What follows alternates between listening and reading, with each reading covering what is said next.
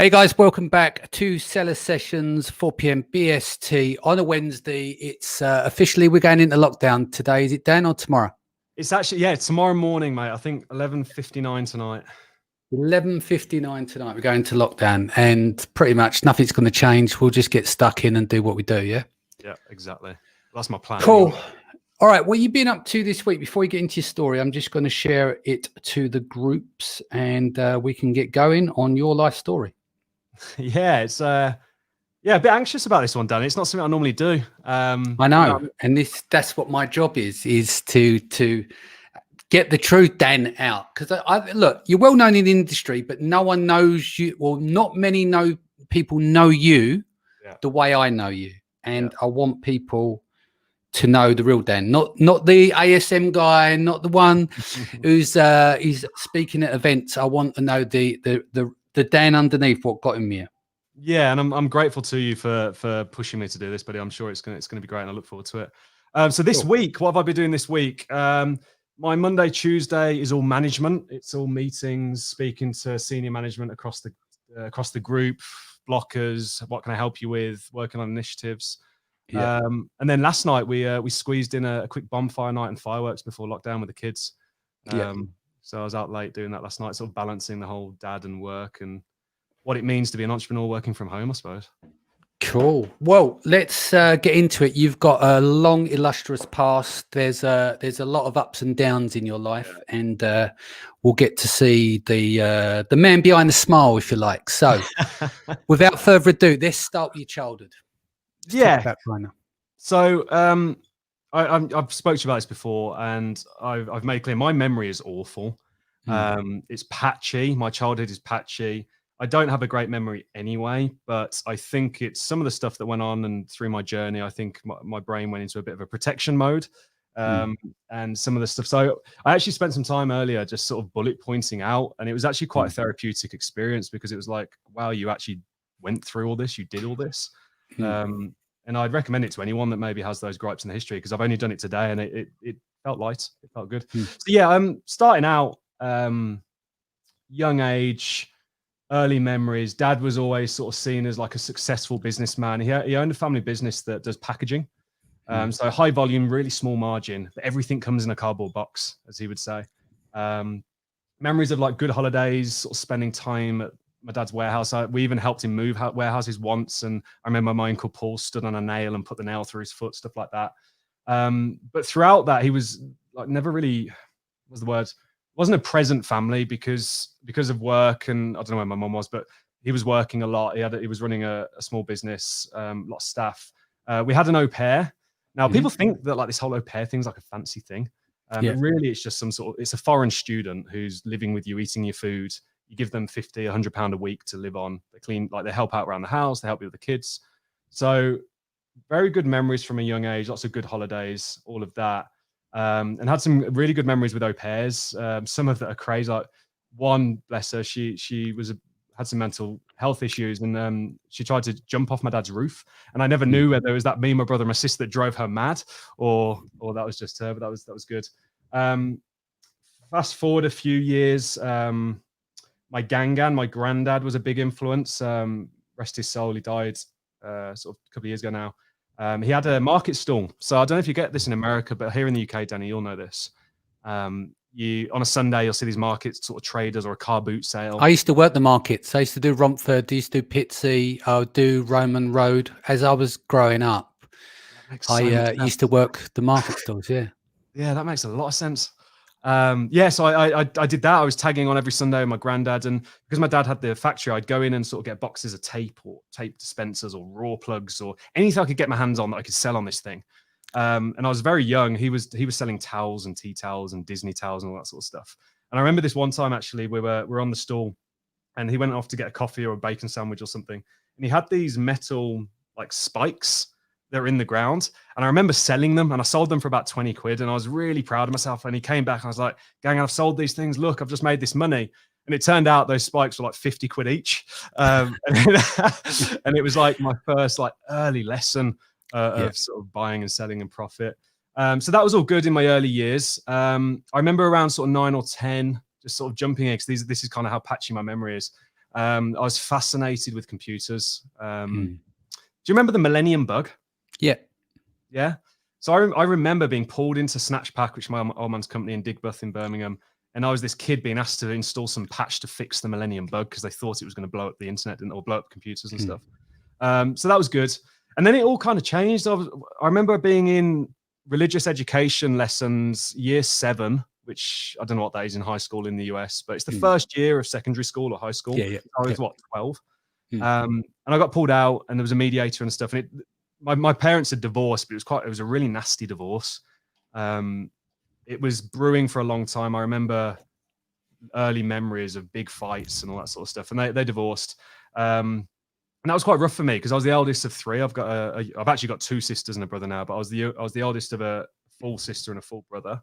And I remember having to sort of sit with mediators and almost choose who we wanted to live with as kids. It was that rough that my parents haven't spoken since that day. So since I was 12, they've never interacted. They had to interact at my wedding, and it wasn't pleasant. So yeah, that was kind of that piece. And from that point, my life changed. I was on this course of quite an affluent family, middle-class kids, spoiled, nice holidays and stuff. Okay, Dad wasn't present too much, but I remember going over to South Africa because we've got extended family there. Really, really cool time. So then it really changing and having to sort of split between families. And I ended up living with my dad for a while, actually. And my sister and my brother went with my mum. And I remember that was, if we bring it back to the whole sort of entrepreneurial journey, that was the first time I started a business. So I want to say I was like 12 or 13 or something like that. And we started, I must have been about 12. We started Web Spider Limited. It was registered in my dad's name. And I was building websites on GeoCities, Yahoo GeoCities, Macromedia Dreamweaver, buying domains off the early GoDaddy. We're talking late 90s, 97, 98, 99. Yeah. Yeah, it was around then. Sort of just tipping over the millennium.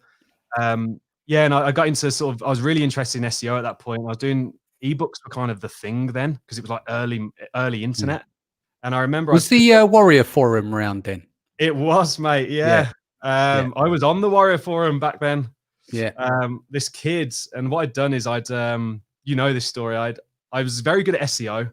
Yeah, like I've always been good at SEO. It's always been my bread and butter. I don't do it so much now, but I'd sort of compiled all of my knowledge down into sort of how businesses can get on the internet and get their website into Google type thing, because that's what I'd been doing, helping out my dad's mates, helping out just people at a very young age. I had my first experience of the internet and how fierce it can be, because I remember selling this ebook on Warrior Forum and taking the PayPal $27 a sale type stuff. And then I'm like this kid and I generated a few $1,000s and it was my first internet marketing success in my view. Like I generate a few $1,000s, I'm like 12 or whatever. And then all the chargebacks came in.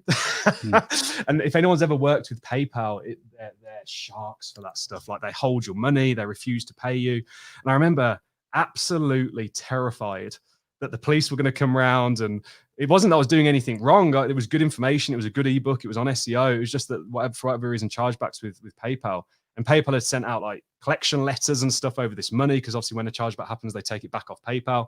And I remember that early lesson, and my dad I think my dad just took care of it at that point and sort of bailing me out of that. But yeah, that was early on.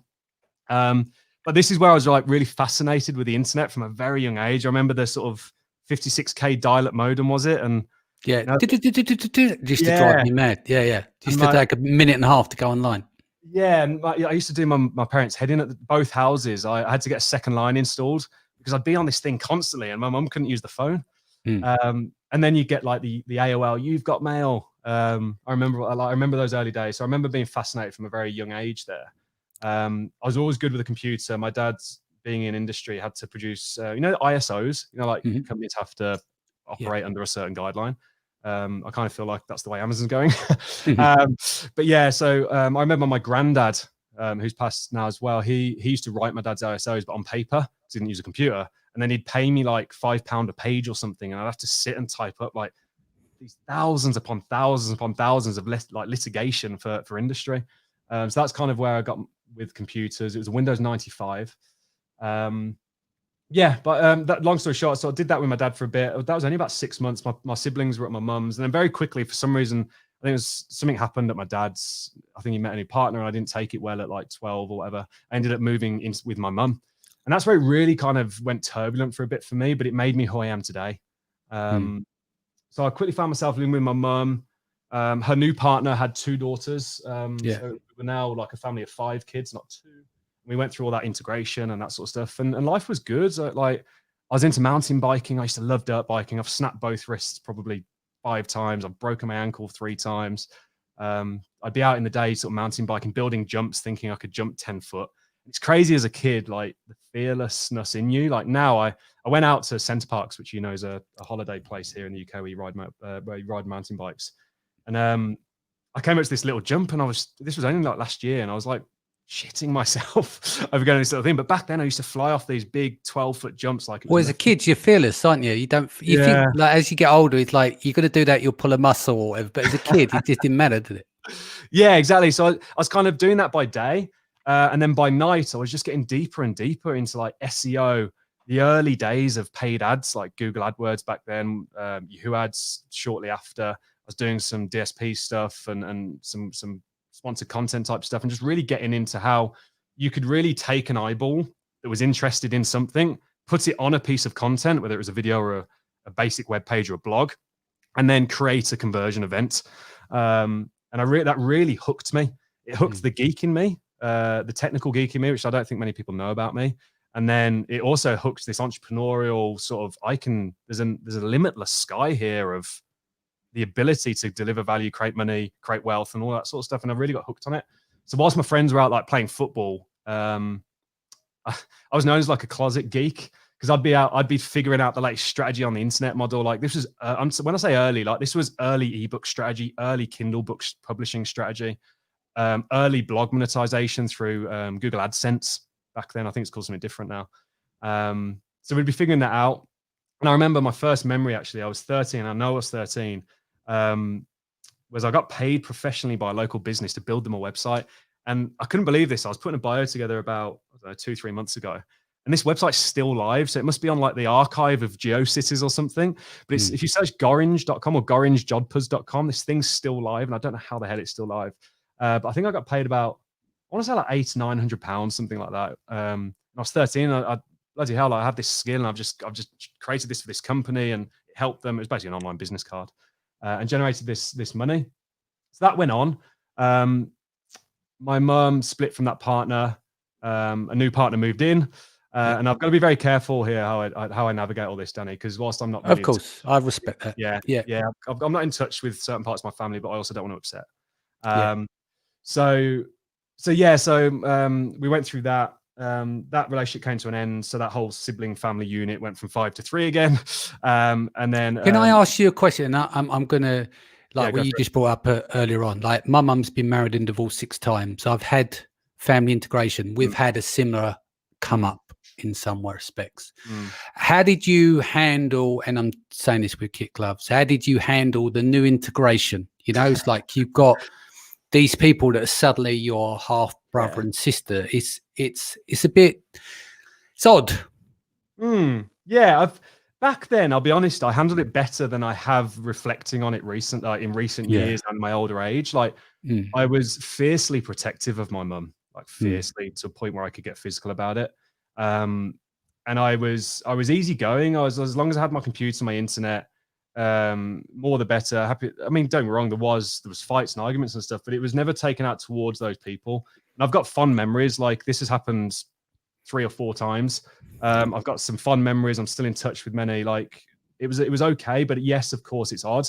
But it was more like, for me, it was like I was old enough to kind of understand what was going on, but it messed me up a little bit. Of course it does. It's integration. And it was more about protecting my younger siblings as well.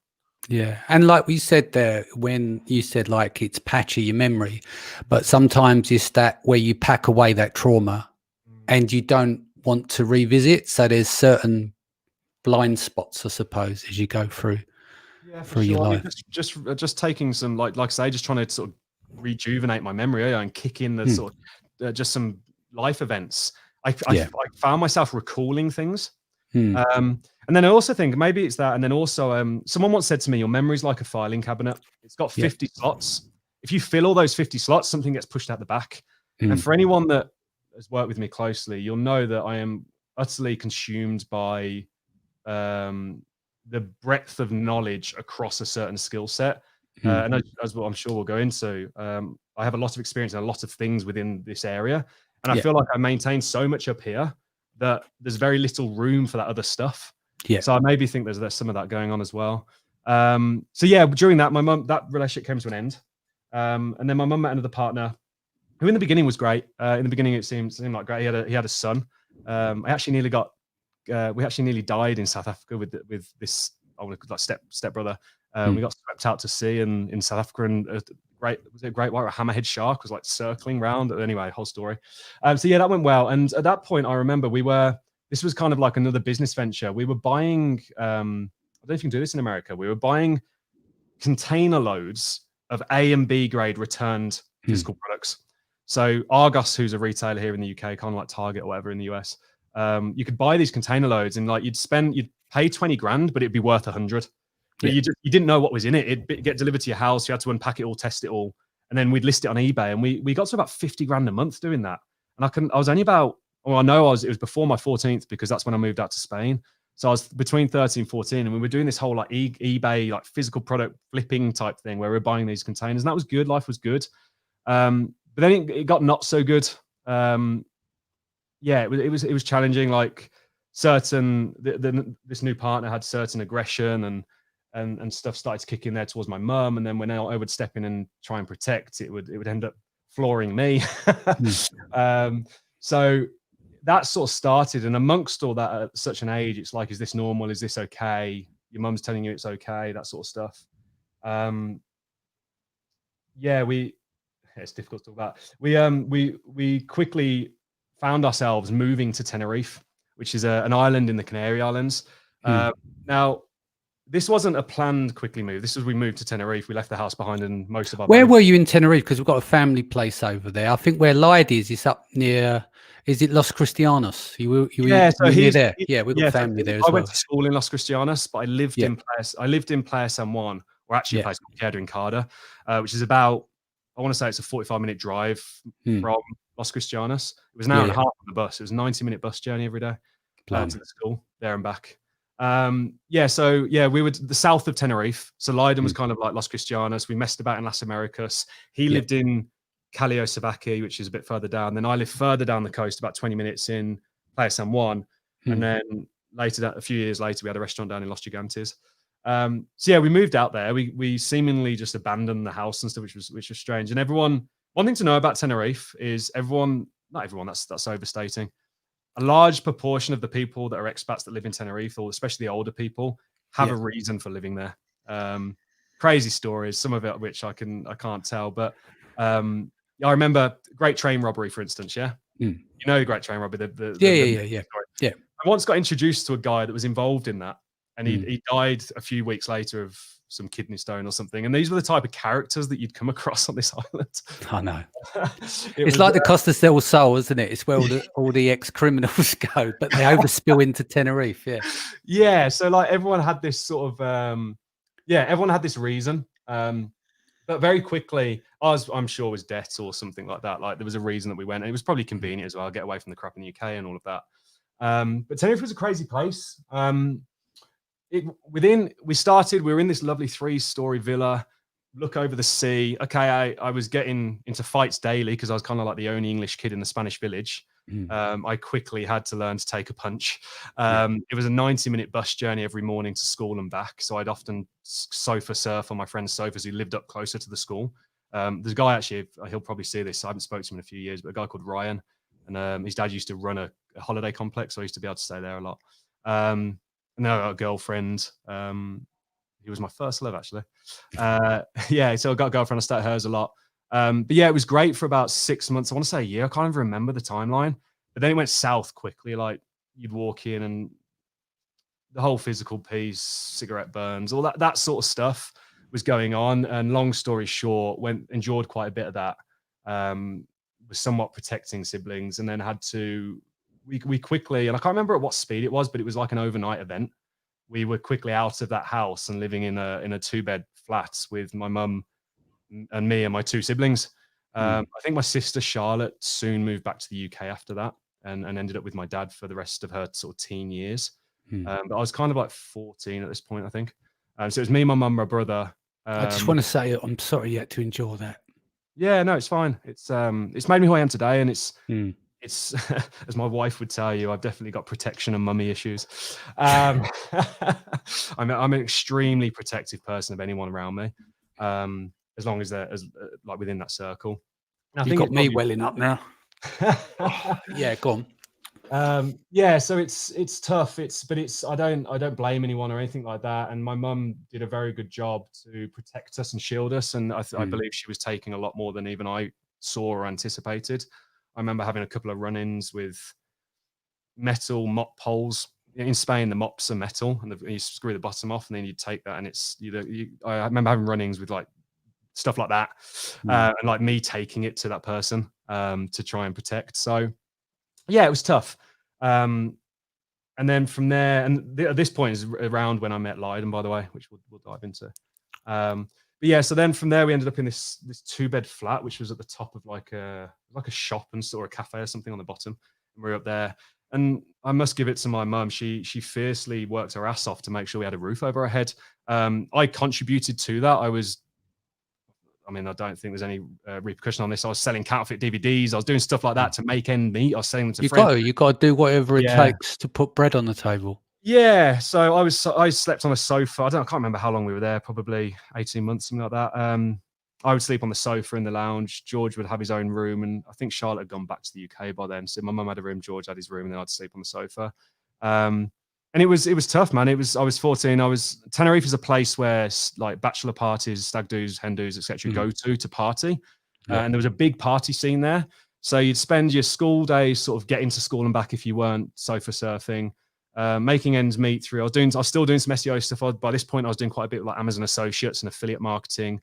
I had a good ability with traffic. So I'd build a blog, rank it, and then sell it on websites like Flipper. That was quite lucrative. And then I was doing this other sort of gray area stuff of like back then, like torrents or even P2P LimeWire, if you remember LimeWire. Yeah, 2001.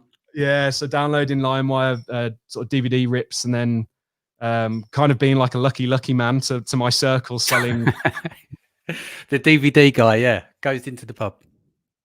I've just lost your audio, Dan. I think you just hit mute by accident. Oh, there you go. I'm not back, yeah? Yeah, but you hear me now. So I think your mic just might need to reset. There you go. I've got it back. For some reason, cool. I bought this fancy like mic thing that keeps dropping out on Zoom and stuff. So was doing that to make ends meet. But I was also at that point, I got into the party scene. Let's put it that way. Like it was easy back then. Like the ID wasn't a thing. If you got caught by the police in Tenerife at that point, you give them 20, 30 euros. They left you alone.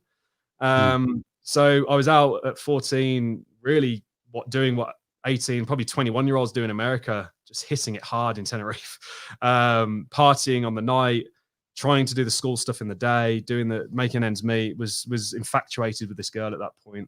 That was for many years. And that's actually where me and Lyd met. We were dating the sisters. We met each other, seeing the sisters, and that's how we got together. And yeah, went through years of that, went through a couple of years of that, sort of ups and downs. In school, I was in a private English school because I moved there too late. I couldn't have integrated into a Spanish school like my brother did. And you think I had it rough, like my brother, even now he's still out there. He speaks better Spanish than does English. That kid got beaten up daily in a Spanish school 3, 4, 5 years straight. Like it was tough being English in a Spanish. How did you defend yourself? Did you start like me? You started boxing early. We'll get into the army career, but kind of, yeah. Like I think you just get to a point, don't you, where you get into that many fights. Some of them you might come out on top. Most of them you don't. And it was actually there was this kid on the school. There was this kid on the school bus. It was a 90-minute coach, we would call it, like a big bus. They call it the Wawa, which is like it's a big green coach thing. So it's 90 minutes there, 90 minutes back to this school. And I was only doing 2, 3 GCSEs because I couldn't integrate early into Spanish school. My mum couldn't afford schooling. My nan would pay for it, but I think it was like 80 euros per GCSE per month or something. And she could only afford the 3 essentially. So I was only doing three sort of qualifications. So I wasn't in there a lot. But there was this kid, and there's racial like slang towards English people in Tenerife and Spain. It's called a giddy, like, and they go, "Come on, a giddy," like it's a racial slur towards you. And this kid used to, depending on, or this kid and this group of kids, they've never left the island. They're massive into kickboxing in Tenerife. All the Spanish are massive into kickboxing. That's why you got your ass kicked, because it wasn't I mean, everyday bully. Yeah, the type of kids that kick trees for fun to harden their shins. So we'd go through that, and then every day on the bus, you'd take a beating when you get into a fight, or some days you'd be fine. And you just get to a point where you just think, right, I'm just going to hit him as hard as I can and see what happens, and then you follow through with that, and they don't touch you again. So, that was kind of it. The thing is, you push back on the bullies. Is that, like you said, is that when you don't defend yourself, they'll come at you like a pack of wolves. But when you stand your ground, even though you take a beating, I used to take loads of beatings, but when I stood my ground, that all fucking stopped. Do you know what I mean? And that's it. You don't have to win. You just need to not back down, and that's 100%. What makes the difference. And do you know what, Danny? I if we talk about defining moments, that lesson is something I've carried through life, and people like Athena have seen me, not physically, once physically in China, but have seen me have demonstrate that in various forms. Even where you're absolutely scared shitless, standing up to a popular opinion, or doing standing for what you know is right.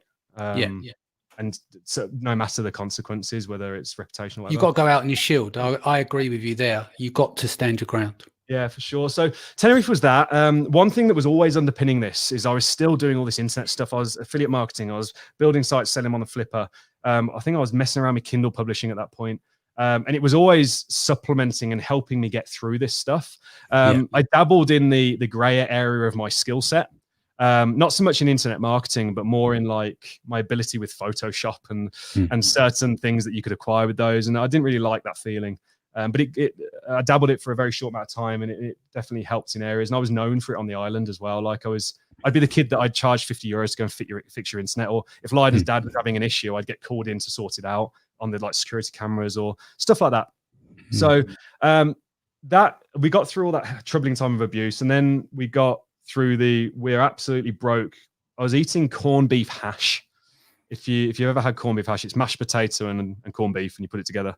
And that was a common meal at our table for a couple of years. You know what? That's an old war meal. Like my nan and granddad used to live off corned beef hash during the war. I mean, I'm not sure how popular it is in America, but it was very cheap food that it's terrible food, but it has some level of vitamins and stuff in there. And it soon gets boring after a couple of weeks of eating that straight. Yeah, for sure. So we went through all that. Mum worked her ass off. She started doing real estate and earned some commission, and we worked through that. And then she met another partner. This time, he was completely Spanish, didn't speak a word of English, which was challenging because I wasn't very good at Spanish. But he owned a bar, which suited me. It suited my habits of going out and partying and stuff. We're still doing the school piece. I'd got a motorbike by that point. I think my mum had saved up and bought me like a cheap, like 50cc thing. Had a couple of motorbike accidents. Still got the tar tattooed up my arm. Was madly infatuated with this girl that I was with for 3 or 4 years. You keep mentioning her. You obviously that was your first love. Did she break your heart? It taught me a lot. Yeah, she did. Yeah, but it taught me a lot. It taught me a lot about love and relationships and stuff. And long story short, came out of the school, finished the GCSE. I got 1 GCSE. So I got 1. I don't know what that is in America, but you meant to get, what is it, 11 or 12 here in the UK? I don't know. I never come out of school with anything. You might as well wipe your ass on them. Look where you are today. You know. But one thing I was always good at. I mean, put it this way. I helped a certain member of staff complete a degree in web design, and I helped them build the website like while I was at that school. So I was still very tactically good with this stuff. So I've had this thing, met Lyden through that relationship. We partied. Like Lyden used to have this 600cc Raptor quad bike, and he'd go around bloody roundabouts on 2 wheels. And we used to do some crazy stuff as kids. There was no boundaries. I had no authority above me. I had no boundaries. I was this teenager roaming Tenerife, an ability to generate cash that I'd then go spend on stupid stuff and partying and stuff. And I did that for a while, but one thing was always constant. I still continue to make this money online. Now, all of this, like I started new businesses. I launched a paid business listing directory in Tenerife. I did that with my mum. Me and Lyden launched a sex toy business out of Tenerife. We tried we did all this thing. And then this went on, and I ended up down the wrong path. Mum was with this third partner, this Spanish guy by this point. I'd become fiercely protective. I'd end up we'd get into fights at weekends, that sort of stuff. And my mum somewhat sort of kicked me out, sent me back to the UK / I moved back to the UK. I needed to be sorted out. I think it was a conversation with my dad's. which we had a very distant relationship at that point, and we still do, to be honest. But we had a very distant relationship, and I said, okay, get him back, but he wouldn't have me live with him. He put me, he needed to take care of me as a parent, and I was 16 at this point. I couldn't be out on the streets, but he definitely didn't want me in his house. So he had a flat. He had this flat down the road. It was a 1-bed flat, or is it 1-bed? I think it was a 1-bed studio flat with like a lounge. And he put me in that. So I was 16, and that was great. I had that flat. I didn't have to pay him rent. I had to cover the council tax, the bills, the gas, the electric, your weekly food shop, all that stuff I was responsible for. And I was meant to be going to college. So we spent a year there. My childhood friend, Will, who's still a very close friend today, he's the godfather to one of my sons.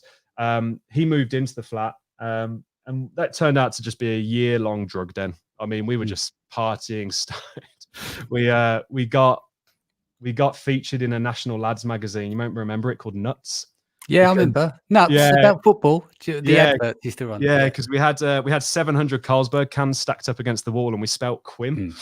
So we got featured. But it was crazy, and I remember. So we went through all that, and I was working a bar. I ended up running the cocktail bar of the local buffet place, and I definitely shouldn't have been doing it at that age. But I was doing well, taking tips, flaring, that sort of stuff. And at this point, I was helping a guy build a website that was like a checker trader. It was like a tradesperson type site. The guy used to send me £50 notes in CD cases once a week, and I'd do all this stuff for him. I even helped him launch a legal radio station. That's a different story. So I woke up one morning. I remember I was stoned. I was hungover, and I heard an advert on the radio. The Royal Air Force are looking for skilled IT people. I thought, well, bloody hell, I need to change my life here. Like, I'm better than this. I was a bit of a reprobate. Everyone kept telling me, you've got potential. You've got all this potential. But I was just drinking it away, partying it away, rebelling it away, essentially. Ended up in a lot of fights back then as well. So I had this thing in my head, and I was like, I can do this. So I went to the careers office. I typed up an application, and I remember sitting down and them saying, like, this is one of the best applications we've had in a long time. Like, let's get you going. I did the IQ test, or whatever it is, like the testing thing, and I got to choose what I wanted to do. I couldn't do anything officer wise, like pilot or anything like that, because I didn't have any qualifications. You need like degrees and stuff. But I got to choose within the range of like skilled work or what I wanted to do. So I went into IT. I went into communications. 2 weeks later, I'm in basic training at RAF Halton. At this point, I'm being told by people like my dad and people around me, you can't do this. You're not man enough. You're not strong enough to do this. Like, what the hell are you doing? None of our family have ever done this sort of stuff. It was quite funny, actually. I'm quite smug about this. There was a kid that was a really hard kid in our area, and he joined at the same time, and he forfeited, whatever you call it, withdrew 2 weeks later, and I became team leader of the basic training course, 9 weeks. But I remember a really defining moment, actually. I really enjoyed sort of recalling this. I remember about 3 or 4 weeks into that training, you have to do like basic military training with the RAF regiment. The RAF regiment are kind of like the RAF's Marines. They're like they're the hard knocks. And they would do a respirator check, which is a gas mask. You're not allowed any water because the water degrades the rubber. So I remember this guy saying, "What's that, Ashburn?" And looking down and going, "Well, it's water, mate." And the guy headbutted me and dropped me on the spot. Wow. he like just. What was this? The man? It was the guy in command, like the sergeant. Yeah. There was the sergeant. Yeah. He just knocked me on the spot, and I remember this sticks with me as like my first lesson of ego. I was an arrogant twat. To excuse the language, I don't know if I'm allowed to swear, but you can do what the fuck you want. This is Cellar Sessions. Yeah, lovely. So yeah, I was an arrogant cock. I had an answer for everything, and this guy in one headbutt just knocked it all out of me. And funnily enough, the same guy, he went on and he kicked one of my female sort of counterparts. He kicked her into a wasp's nest during a training exercise. And he actually, this was like a war veteran. He'd done loads of tours. He'd been in 30 years. He was old school mentality. And he ended up getting demoted actually to a corporal. He got a rank. Well, did the guys give him a slap for what he'd done as well? Yeah, they did. Yeah, it was. They made a thing out of him of like, you cannot use this old school tactics anymore. Yeah. Now, if you fast forward now 10 years, they're not like, you can wear trainers when you're doing runs. Like it's soft as anything now. But yeah, so that was kind of it, and that was a big lesson for me. So from there, I managed to get through that, didn't get recourse or anything, went on to RAF Cosford, which is a communication school. And this really sort of solidified my technical ability. Did all the Windows courses, all the networking courses, fiber, satellites, I had to do radar. I set the first 100% score on the Windows networking exam. which I was really proud of. There was a guy in my lesson that did it an hour after me, so he was the second person. And I was really good there. But I had some fun. There were some incidences. I did a lot of sport and all that sort of stuff. But me being me, I ended up in a lot of trouble there. On my graduation evening, so I managed to get through 12 months of military technical training without being recoursed backwards, which is where you fail an exam or whatever. And I ended up mingling with an instructor on the graduation night, and that was strictly forbidden. Little did I know this instructor was married, and her husband was the RAF Reg boxing champion. Oh, let's go there. Let's go there. Yeah, I had no idea about this. So I'm there. I'm like this timid bloody, what was I, 17, 18-year-old. Just fearful for my life. Like, this guy's a war veteran, he's a RAF boxing champ. He's going to come and absolutely nail me in the blocks. And I was obviously fearful for my career as well, because if they find out about that sort of stuff, they don't take it lightly. So I spent that last week in pure anxiety, and she'd been seen coming out of the block and stuff. And I managed to get away from Holton, graduate, and get to my posting, which was RAF Coningsby. And Coningsby is quite an important base for the UK, because it's where the South Defence of the Typhoons are. Like, if anything comes near the UK, they deploy from there. And it was really cool. Get to do some really sort of high-end stuff, which is where I met Cartwright, by the way, was with me at that point. He works with us in Titan and stuff. And I remember I was working for this guy called Charlie, a sergeant. I respected this guy massively. He'd been working in the military 30 plus years, taken all the shit, done all the different tours, Bosnia, etc., all that sort of stuff. I remember him getting a phone call, and it was RAF Holton trying to call me back, because Cartwright used to sprint for this sergeant who was the corporal's boss, and told him what I'd done. So I almost got recoursed about 2 years or 18 months in basic training, technical training. I'm imagining that same guy probably still wants to see you at some point now. Yeah, I'm sure he does, and I just hope there's no connection on this Facebook page. So we did that, and it was funny actually. I joked with Cartwright. Cartwright now works with me, and he not knowing it, dropped me in it massively. But had Charlie not stood up for me at that point, my new sergeant at Coningsby, I don't know where I'd be now, because I would have been recourse, and knowing my attitude, I'd push through it. But I don't think, you know how in life you have different trajectories and different paths. Yeah, it could have sent you off. Yeah, it could have sent me on a completely different. I'd already sort of swerved a couple of pretty naughty paths. So I'm very grateful for Charlie for that. And then through that period, I was learning. I was sort of doing that in the day. I was still doing all this stuff on the night, and very quickly I got a reputation, because I had a bit of money around me. I was doing all right from the side hustle, as I called it, but I was earning more on the side from my side hustles than I was in the military, which was really ironic, and everyone around me knew it as well. So in the day I was fulfilling my military duty, and on the night I'd sit there in the block. I didn't really have any relationship with family, so I had nowhere to go at the weekends or on evenings or whatever. If I wasn't out partying, I'd be at my computer. And while in the RAF at the military, I was reselling web hosting. That was fun, like running dedicated servers, all that sort of stuff. Built website SEO, and then selling all the services off the back of it. And I was building these blogs and selling them on Flipper. I managed to do all that. There was a couple of defining points there. I knew I was always working above my rank, and this is something I struggle with now as well. It's like, not imposter syndrome, but it's like you've got to limiting beliefs of what you can achieve and the value you can deliver, and then other people's opinions of what that should be. But that comes down, we've discussed this before, locus of control. Let's get real, right? The fact that you even think you have imposter syndrome, considering what you've been through in your childhood, right? It makes you or it breaks you. Yeah. We've had a similar upbringing in some respects. Yeah. It's not the same, but I've never done an in-depth. I need a few people that probably won't be around ever again to do my in-depth, right, at some point. But you have to get to the point where it makes you or breaks you. And I don't even know why you would even consider an imposter syndrome when you've achieved, which we're going to story later, what you've achieved now and beyond is absolutely exceptional. Because think, with people with our starts in life, where do they normally end up? If I didn't like you, if I went on the wrong trajectory, I'd either be in prison or I'd be dead. Yeah, probably. If I didn't find music, that's where I would have ended up. Yeah. Do you know what I mean?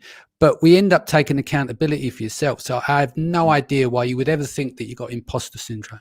Yeah, I've definitely got past that in probably the last 12 months. It still sneaks its way in there now and again. But At this moment, like it definitely was sort of birthed in this point in life. Have you ever heard the saying? And it's quite a, this is a one that might, and it comes through, I heard this on Jay Shetty's podcast, and it's really stuck with me. I am what I think you think I am. Yeah, do you understand that? So my perception of myself is what I think your perception is of me. And I think that's the root cause of all of it. And it's difficult in this industry specifically because there's so much of that going on. Because it's quite close knit, it's quite rife, it's cutthroat, there's a lot of slander. So yeah, I definitely see that, but I've trained myself and I have that resilience and I have the experience in life, thankfully now, and I'm very grateful for my experience and what I've been through to be able to actually call myself out on that bullshit and say, no, stand up, cut through, be the man you are. Well, this is why I wanted you on here, because I said to you earlier on, like you're the face of ASM when it comes to some of the coursework with the other members of the team, right? You've seen at events and stuff, but I don't believe that there's a fraction of the industry knows the real Dan Ashburn, because you're positive, you just get on, you're very successful, and you just put your head down and get on with it. I do think it's very nice so people can actually see the shit you had to go through to get to this point. And I think people will give you a renewed respect if they didn't have that already for you. And that's why I think it's important to get this story out. Do you know what I mean? And I'm really grateful to you, Danny, for one, allowing, and two, enabling, but three, really encouraging this as well. Yeah, I really am grateful. So yeah, and I mean, and those challenges still raise their heads today. Maybe I'll talk about that in a bit, but like the demons of the past still raise, and there's still issues. Like something happened in Tenerife a couple of years ago. My mum ended up divorcing again, and it was a physical divorce. She woke up unconscious, all this sort of stuff, and we had to go out and sort some things. So like this stuff still goes on, and then I've had challenges in business that I'm sure we'll talk about in this industry, that sit very deep with me and hurt me. But I believe all these lessons and everything you go through, there's different ways of dealing with them. You can become the victim in that scenario. Or you choose to be the victim, or you choose to eat everything as accountability, and then you just move on. Absolutely. And providing you learn and you apply and implement the lessons learned to evolve yourself and your outlook on the world and life and the universe, then I believe that it all happens for a reason. It's a good thing. You can sit there and dwell in it and feel like the victim, or even blame you and hate yourself for it, but you have to forgive in that scenario as well. Or worse than that, become bitter. Yes, exactly. Which is a downward spiral for anyone. And I've seen people do that, and I definitely don't want to be there. So yeah, I went through this stuff. Very quickly was working sort of above my rank in the military. They didn't really know what to do with me because I was technically skilled above my age and my skill set. I thought I didn't conform to the boundaries of rank in the military. And the military has a real issue with like the hierarchy and not promoting people that should be promoted because of stagnating sort of older military personnel and all that sort of stuff. It's a real broken system, especially the UK military anyway. So they didn't really know what to do with me. So they sort of boxed me into this special task force that was doing a rollout of the defense infrastructure. Actually, I was involved in rolling out the upgrade. Cartwright, who you know was with me as well. And I ended up sort of working directly for the boss of the department, the Flight Louis, the officer, underneath my sergeant and corporal, which I had a really strong relationship. They kind of said to me, right, as long as you deliver your expected results, do what you want. So I was still building all this internet empire whilst at a desk. And I ended up thinking, right, the future path for me as an officer, I have the leadership quality, or everyone tells me I have the leadership quality. I seem to be effective at delivering these projects. Like, I need to go down the officer route. So I went to my boss, and I was looking at special reconnaissance at the time.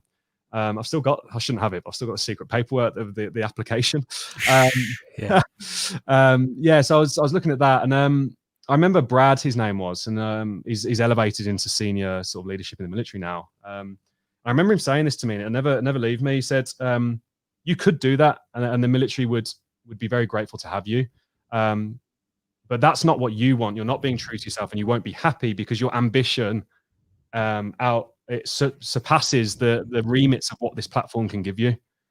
And another thing there is like carrying that through into business is like the platform I'm operating on, is it positioned and structured to serve my ambition and my vision? And that's something I'm always carrying through. I think big, and I'm thinking, is this platform a big enough platform? Is the reach a big enough reach to serve that ambition?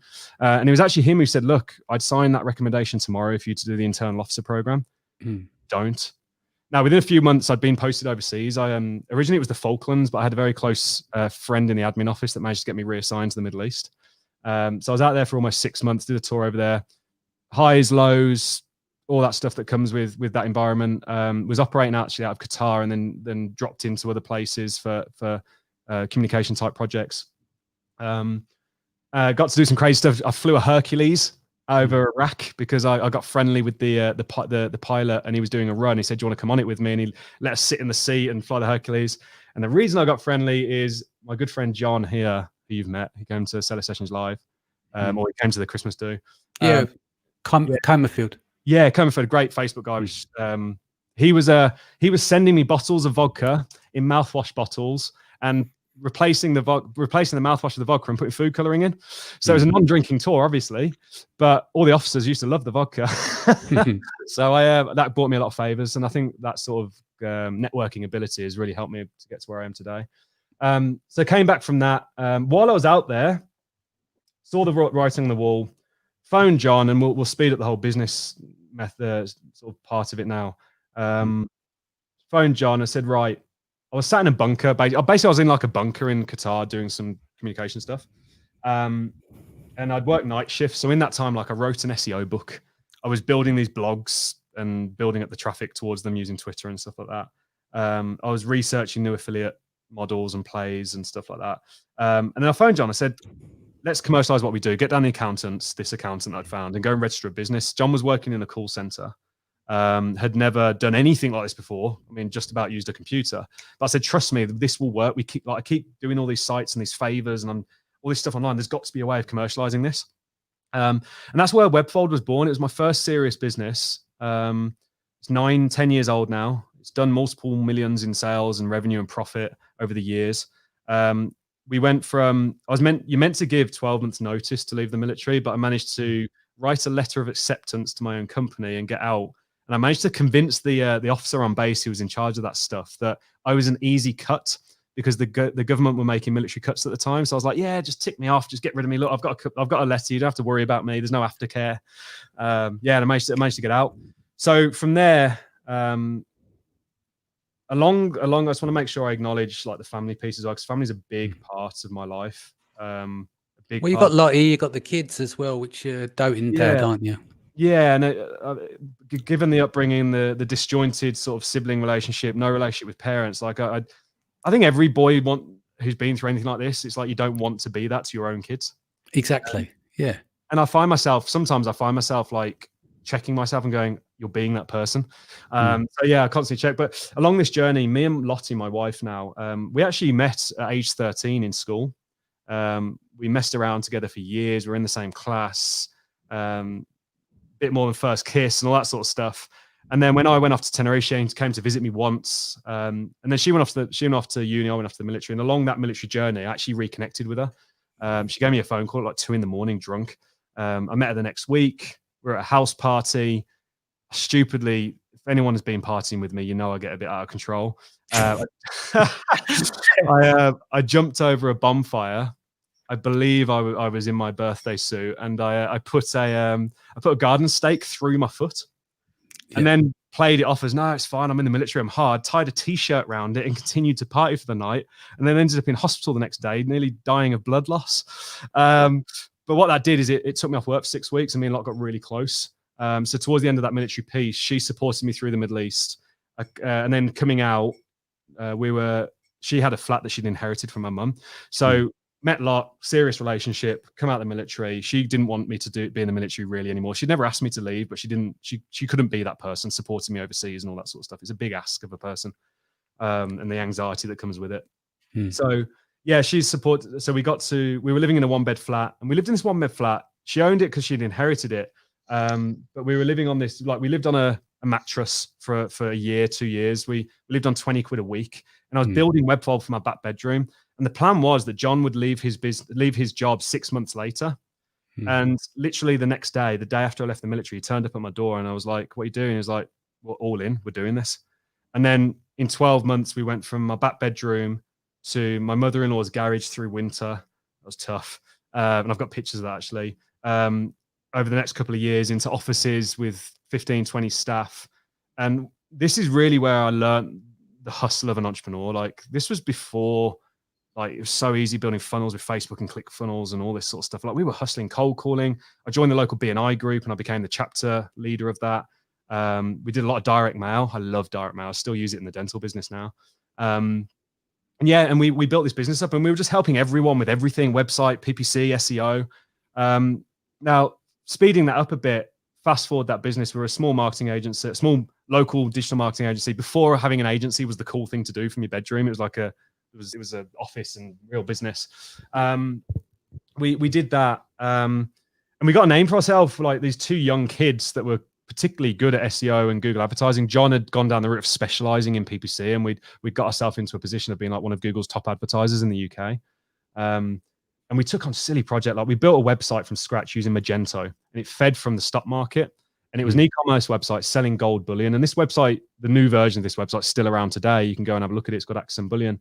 And we managed to build this thing up to like 2.5 million a month in revenue through old school SEO and cheap Google AdWords. We ranked it. If you search gold coins in the UK, it's still there. It's top 10 or whatever. We got this thing up, but it was a nightmare because it was hacked together with Indian developers that we'd outsourced. And this is where we really sort of got our feet wet with outsourcing and hiring people abroad and stuff. The thing would break, but for every hour this site was down, our client at the point, Paul, he'd be phoning me going like, Dan, what the hell? Like, and like, we were known as these two kids that were really good, but like weren't in the real world with business. So yeah, we had all that experience of growing that. Me and John would be like, we'd pull 24-hour shifts. We'd be up at 3 o'clock in the morning, clearing the cache on a Magento site, building some new backlinks to a page to bump it a couple of pages, like doing all this stuff, really getting into the depth of it. Meanwhile, we were building WordPress sites, apps. With an investor, we invested £80,000 into a mobile app that was called Hello Taxi. We rallied 2,000, or I rallied 2,000 private taxi companies. This was before Uber did private cabs. We outsourced around 2010. Yeah. Yeah, because I remember it, because I was running a startup back then, and you just mentioned gold. Yeah. My investor was in the gold district as well. So do you remember when people would bring in their jewelry and stuff? Yeah. And so they like to show you gold on it. Gold, literally a gold rush, for a better word. And they're in that startup. And yeah, it's funny. Like, again, stories. It's like you're talking about gold. There's so many alignments that we've had throughout our career, you know. So yeah, I'm excited by that. I want to dive into that with over a beer. So yeah, we invested 80 grand into, with a third-party investor who was actually a family friend, and that was another lesson. We took 80 grand, built this app. We hired out, I think it was a Pakistani app development team, and it always poorly managed VAs, not properly qualified. All the stuff I've learned over my career that I do very well now. I mean, I can't even put a number on it. I think we've got about 60 VAs now internationally. So yeah, I've learned that. But back then I didn't have that experience. And this really taught me the lesson of speed to market. So it took a year longer than it should have to get to market. We'd solved the chicken and egg scenario of how do you get taxi companies and users on a platform at the same time. Yeah, we did the whole Google Maps approach where we scraped all the data. I think we actually bought the data. We bought the data from a taxi magazine or something. We created them all a listing, and then we posted letters out to them saying, claim your listing, which is what like Google Maps and Apple Maps do when they set up a new business listing. But then Uber overnight changed from doing public cabs to private cabs and completely wiped us out the market. It was painful. Money. Yeah, painful lesson. Didn't get to market fast enough. Didn't properly scope the project. Didn't understand the strategy. Understood the tactics, but didn't have a strategy overpinning that tactical plan. So that was a very big lesson. And then along this lesson, I just want to, because there's a lot to go through. I want to make sure I'm not taking too much time. Mate. We're not going to cap off. Like, we're meant to finish in about 7 minutes. It's normally an hour, but we're going to rock in until the wheels come off. So keep going. Yeah, so I reckon I'm about halfway, and we'll speed up on the back end of this. Where do I go next? So along that journey, do you remember the big Google Penguin update where, for anyone that's not into SEO, like it changed the ways in which backlinks were scored, basically? Yeah, 2009. Yeah. So it was then, and then the Panda updates shortly followed. I quickly got a reputation for being the guy that could recover those penalties, because a lot of small businesses took severe hits, and it wasn't funny. Like, businesses were going bankrupt and out of business overnight because their entire traffic source was Google. Their entire local business was Google. And that was a big lesson as well about diversification of traffic. But I got a name for myself. So I got introduced to this guy called Sandeep. And at this age, I think I was like 20, must have been 22, 23, something like that. And he literally said, "Who is this kid?" And I used to walk into boardrooms of companies and they'd say, "Right, how old are you?" And my answer would always be, "What does it matter? The reason I'm in this room is my reputation." But I used to hate it. I used to hate that sort of, that stereotypical, because he's young, he doesn't know what he's doing. But anyway, yeah, I got this reputation for covering SEO penalties, and I was able to help Sandeep. He'd been through loads of agencies, professional London-based agencies. They couldn't do it. They couldn't get it lifted. I got it lifted, and I saved one of his dental businesses. So long story short, we took on his SEO, we took on his PPC, and he got a nice group of practices, like 2 or 3 practices in Birmingham and Manchester and London. And John started running the PPC, and we were producing wild results, but specifically for a product called Invisalign. I don't know if you know, it's a teeth straightening product. And when I say wild results, like the ROI was stupid. Like, it was printing money. We developed this system. We figured out every step of that funnel, from getting them to book a consultation, to getting them to show up to the consultation, to getting them to say yes, to getting them to do deposits. Like, every step of that conversion journey, we figured out. And within a year, Sandeep had opened like the first ever UK dedicated Invisalign dental practice. Me and John were the guys behind the marketing and the lead gen. It did very well in its first year, to a point where Sandeep came to us and said, "I want to take this and copy and paste it. I want to start the UK and the world's first Invisalign network, where we sign up sort of, it's kind of like a franchise, I suppose, like third-party dental providers. And we provide all the leads, we provide all the business, and we do it under a brand." And if you look at the website MySmile with an I, mismile.co.uk, it's now the largest UK Invisalign provider. It's in the US, it's in India. I believe you went over to Dubai as well. And we started this thing. And it was painful. Like, overnight, John and I had to generate enough qualified leads that followed through to sale. And this is a £5,000 product. It's not a low ticket offer. For 60 I think it was 40 to, I think it was either 40 within the first month and 60 by about 3 months in, 60 locations across the UK. So not only were we doing it for sort of his location in Birmingham, he now wanted us to do that in 60 different local areas across the UK. And it was just me and John. So that, I mean, when I say being thrown in at a deep end, and this is kind of how I work, anyone that works with me knows this, like crippling anxiety and stress to the point that you're shaking. And I've had a few of these. Yeah, I've had a few of these. Like this moment with this setting up MySmile was one of them. If we didn't generate those results, this had never been done before. These 60 dental practices would pull out, and Sandeep had made a load of promises to Invisalign, a multi-billion-dollar company, that he would generate this volume and in return for a discount. And we'd given that discount to the members. So if we didn't perform, the entire bloody model fell apart. And that taught me so much about driving, qualifying traffic, driving traffic, conversion on page, nurturing the relationship through to the sale, building trust and credibility. We pioneer and continue to, I still own this business. We continue to pioneer like conversion tactics in that industry. And 6 months later, all the other big sort of corporate firms like Bupa and are all copying what we're doing. So yeah, that was the birth of MySmile. I sat as marketing director for 3 years there. Webfold became Dominate Dental, which is a business I still own, dominatedental.com. Took a bit of a hit during COVID because all the dental offices shut, and I'll talk about that. But, talk about the resilience around that. But I sat as the marketing director for 3 years. It was great. Sort of really polished my, I don't want to call it corporate ability, but when you play a bigger picture, when you have a bigger vision, a bigger strategy, you need organization, you need structure, and you need planning. Not just a tactical plan of I can click this button, but the reason I'm clicking this button is because of this overarching strategy that I'm trying to achieve. And I did an email series on this recently, actually. I'm a big believer this industry lacks it. But yeah, so I did that for 3 years. We do the annual conferences, we do the galas. You know, like the galas they've talked about for Seller Poll. Like, that's why I love Seller Poll, because we did this in MySmile for the dental market. And I'd be the young kid on stage talking to a few hundred people about the latest marketing strategy in the dental industry. I was a keynote speaker at the dental show. They actually asked me back again. I said no. Yeah, so I did all this stuff, but it very quickly went from being like a grassroots entrepreneurial company. Management in the company were definitely frustrated with my lack of like corporateness and how much, like, they couldn't control me. Basically, I was a bit off the rails, but the results were there and they couldn't argue with the results. Like, how the hell are these kids getting these results? And I learned a lot of lessons. In particular, there's a lady there called Ali Meredith, who I'm still in touch with today. She was a great mentor at the time to me. Learned a lot from Ali, learned a lot from Sandeep.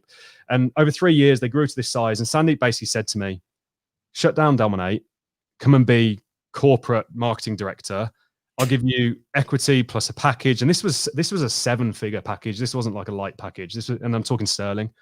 And for the first time ever, I felt this sense of purpose of like, what am I doing and what's true to myself? Why should I just chase this money, this vision? And it would have been easy. Take the money, build MySmile. He had an exit plan. I was tied into that exit. Great. It took me 4 months to make this decision. And it took him 2 months before to offer it me, because he said the worst thing you can do is hire an entrepreneur, because they'll either make or break your business. So yeah, I did it. And I ended up saying no to this offer, which was the hardest show of willpower I've ever done, because it was easy. Everyone was looked after. It was 7 figures in revenue or cash in my pocket. But I ended up really learning that lesson of being true to yourself and like really pursuing what makes you happy, not what you think will make you happy. That thing that you gets you out of bed in the morning, or you can spend 3 hours doing and you don't realize 3 hours has gone by. What is that for you? And I realized for me, that was just the game of entrepreneurism, or being an entrepreneurship. I always get the word wrong. And I always struggled with the imposter syndrome of that word as well for a while.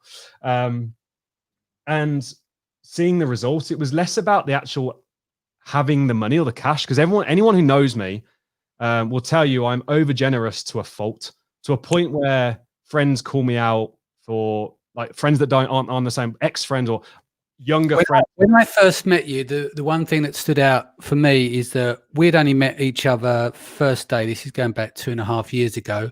And a tramp come over and you gave him 20 quid. Not blink, just hand in the pocket, and wanted to make sure you took care of him. That, for me, goes a long way when you see that in people. And he didn't do it to flash your money around and to show off. It was sincere. And that's the mark of a good person. I appreciate that. And I'm grateful you sort of observed that and acknowledged it. Yeah, I mean, some people don't understand that. Like younger friends that maybe aren't on the same path as me or journey as me, especially locally here. In recent years, especially sort of last 2-3 years, I've had to distance from, because they would start, like, I threw quite an elaborate party for my wife, because I get a big sense of enjoyment of other people enjoying themselves without limit. And if that means that I've got to drop a few $1,000s on an evening to have a good party for everyone, to not the partying I used to do, but like a good time, then I will do that, because I will stand back, look at the smiles on their faces, and that genuinely makes me happy. Above, I'd be honest, above the game of business and achievement and all that, just that one thing.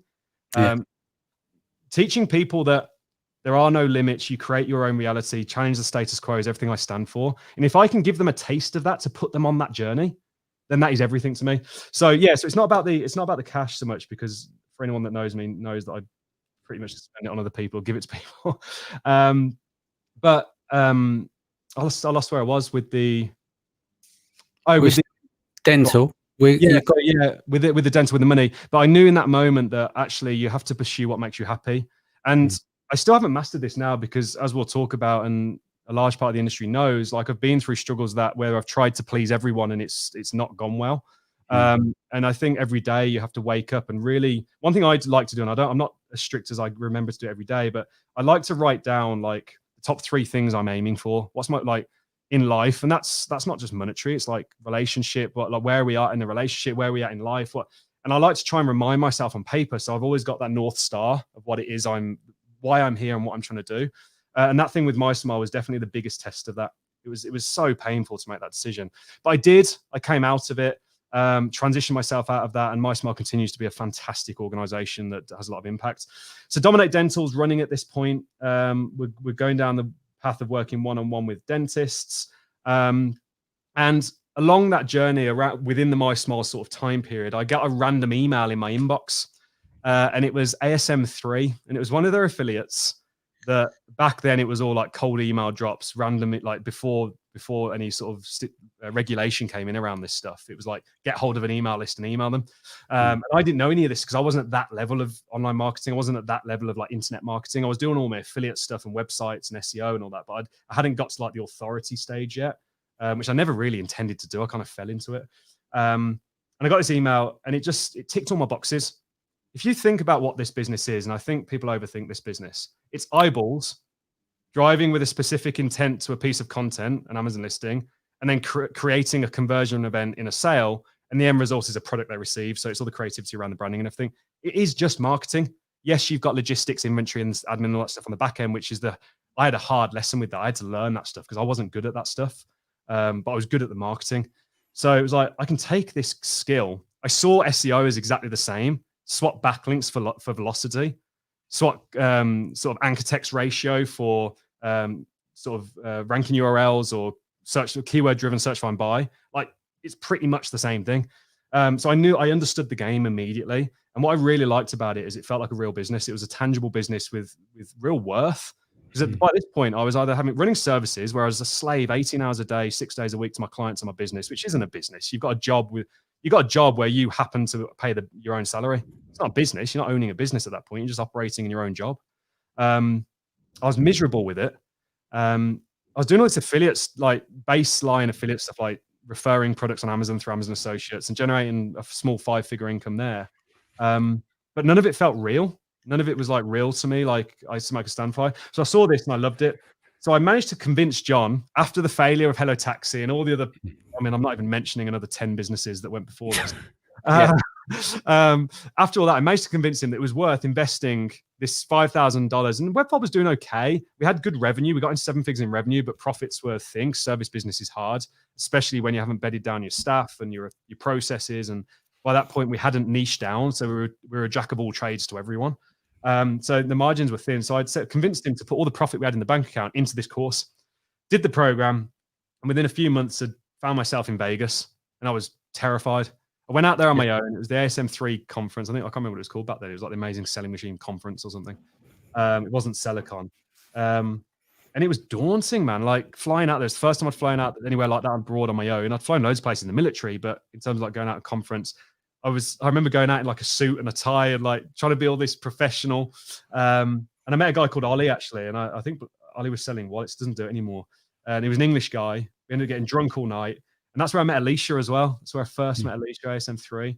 And from there went on and just sort of got a bit of a name for myself really, because back then there wasn't many people like me who had the digital marketing, the pain of like, in Webfod, we deployed 600 websites. We ran 150 SEO campaigns. We generated leads for hundreds of local businesses using Google ads and the early days of Facebook ads and stuff. So when you go through result-based marketing like that, you go through a hell of a lot of pain and stress.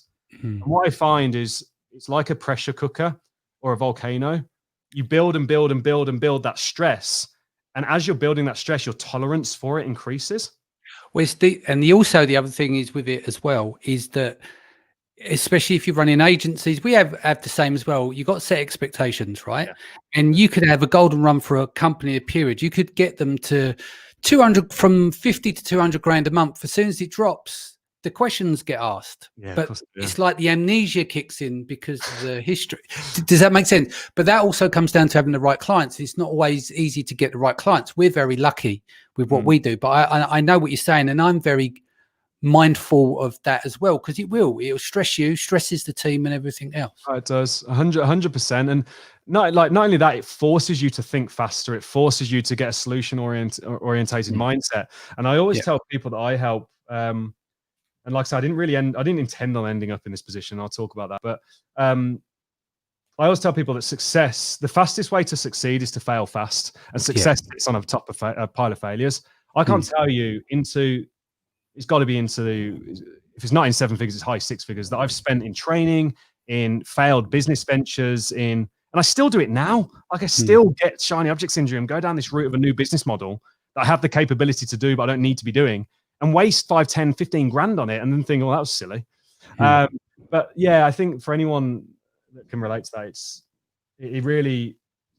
failure is inevitable, and it's how quickly you move the momentum from that failure and apply the learnings of that failure. And it's how you deal with it as well. It's like, you didn't fail, you learned. You win and you learn. Failure only comes if you let it, because I think the damaging effects of failure, it just drags on for people. So you have to suck it up, buttercup, and you've got to move forward fast, or otherwise it will eat you alive.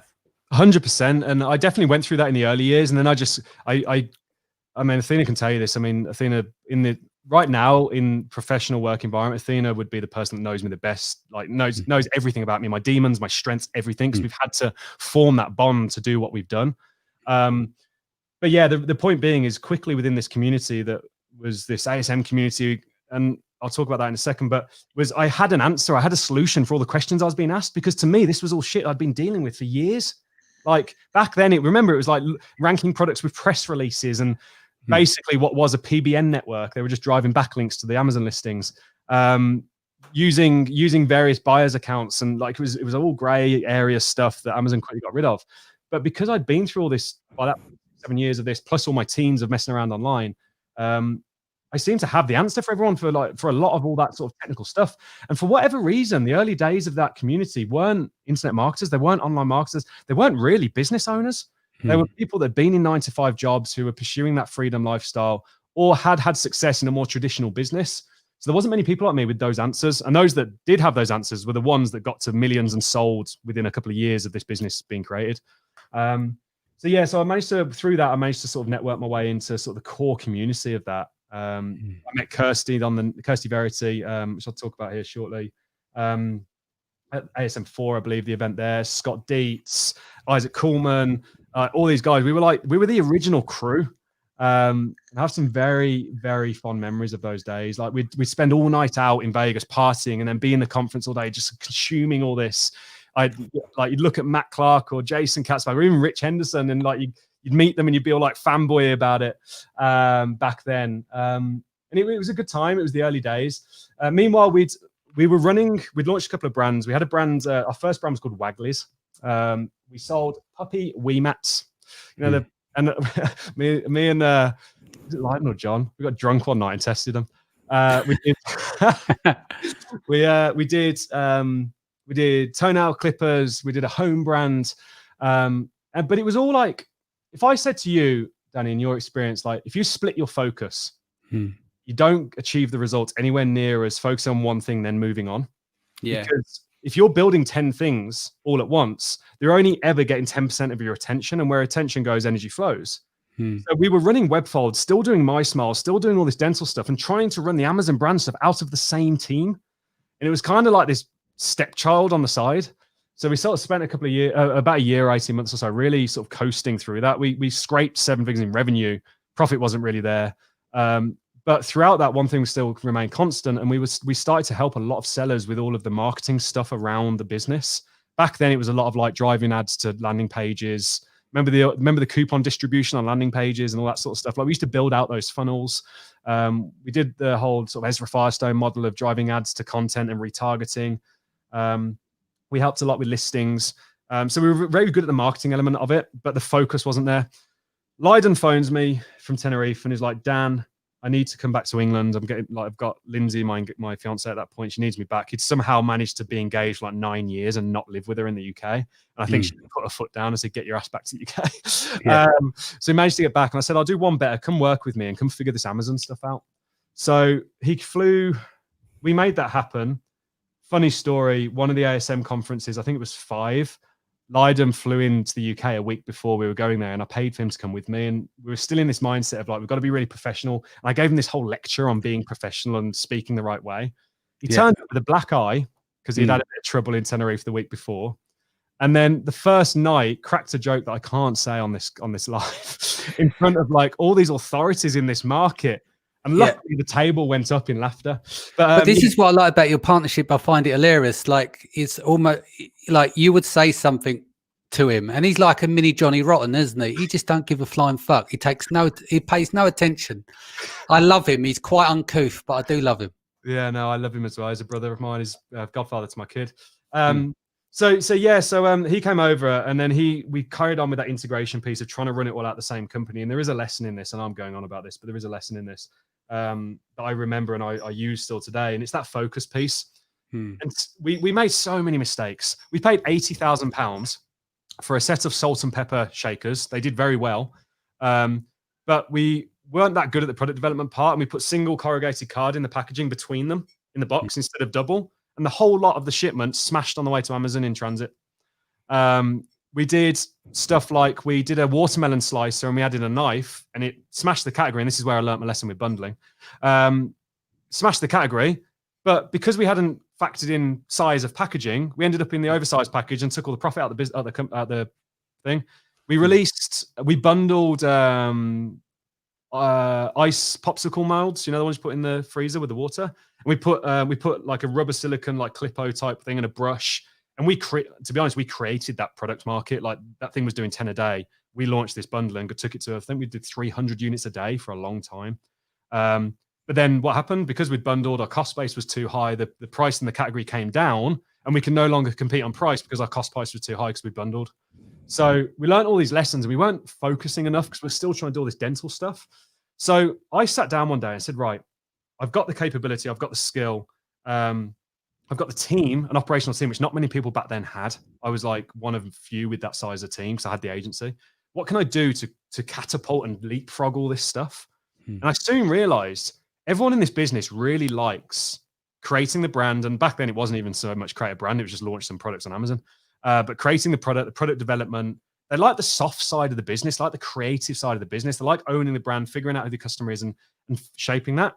Most people, apart from the geeks that we all hang out with on the internet and do these lives with and stuff, either aren't very good at or don't enjoy clicking the buttons. They don't enjoy that operational stuff.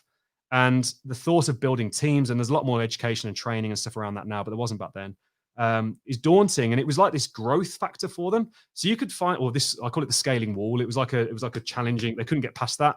So you had all this great potential, this pure raw talent of people that have come from ex-corporates, brand management, that sort of stuff, that weren't realizing what that brand could do because they didn't have the operational capability to realize it. So rather than pursuing own brands at that point, and we've got own brands now, and we've got a whole division dedicated to developing own brands now. But at that point, I thought the fastest route to market, let's play our strongest team. I'm very good operationally, I'm very good strategically, tactically. Wasn't great at the logistics at that point and the inventory management and all that because we just weren't attentive enough. Wasn't great at the product development. We'd always end up fucking up somewhere and looking over something. Like it always cost us a lot of money, which was all the profit in the business at the time. So rather than doing that, I decided, right, let's create a force of partners. So me being me, networked, met these people. I'm fairly good at pitching, formed beautiful relationships. And now fast forward today, we sit with we're at about 23 brands now that we own equity positions in. Various types of equity, from real equity, like real formed equity, to phantom commission on exit. We've got a couple of commission only deals, but they're big cash returns for us. We're across almost every category on Amazon, hundreds of SKUs. We do over 8 figures in sales a year because we played that strength in team and brought in these focused brand leaders. Essentially, it's their brand. They'd already sort of got it off the ground, but they needed help in scaling it, who had 100% attention on that brand. And all I had to do is apply the operational capability to scale, which I knew how to do. So rather than trying to focus 10% of our attention across 10 brands, I just brought in 10 people and put 100% of their attention on their own brands and just gave them the operational capability they needed in their business to scale, and became a partner. So that's sort of the main core of the business. And with that, along that journey, then if I sort of backtrack to how I've got to where I am with Titan and stuff now, and lessons and stuff, and that lesson there for me was all like focus and play strongest team. And throughout that experience, we've learned we're good at product development now, we're good at inventory management. I've got an entire sourcing department in China now. Like we slowly caught up in those areas we were weak on. We were very good at PPC because I was able to bring John and his skill set and the whole PPC team from the agency. And Google's the same as Amazon. Amazon's just more simplified. So we brought all that over, and we got good at that. Along that journey, Kirsty Verity was running a coaching business. And I never blamed Kirsty, and I just want to make a point actually on this. There's so much stigma towards coaching and mentoring and training in this industry, which in my experience is unfounded. I've helped a number of people completely free of charge. Up to this point, I'd helped hundreds of people free of charge. I can only name 2 or 3 that have really taken that help and advice seriously and done something with their life. One was Phil, who exited his business this year for a multiple 7-figure sum. Used to be a BBC producer with Charles as an editor. And then a couple of others. But what I found is whenever you try to help someone free of charge, get them I'm not talking like one-to-many, like a platform where we're just educating, because I believe in this, but where you actually take time out of day, you meet them for a coffee, you go and sit and look in their business. The amount of people that actually do anything with that is very small. And the reason is they don't value it because they haven't paid anything for it. There's no cost against that. There's no investment. They're not invested in that. There's always a Netflix program they can go and watch, or a party or a pub they can go to, well, not now, but there's always something they can be doing because there's no value against that activity and effort. And I find with Amazing, like Amazing is an easy target for people. And I think there's people that use Amazing as a target to build themselves up.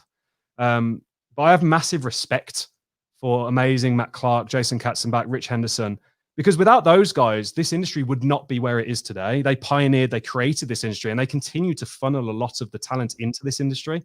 So when I talk about this next stage, like coaching and stuff, I really want to make it known really that I've been through the experience of doing the one-on-one and the helping and stuff, but it's not for their own good because they don't do anything.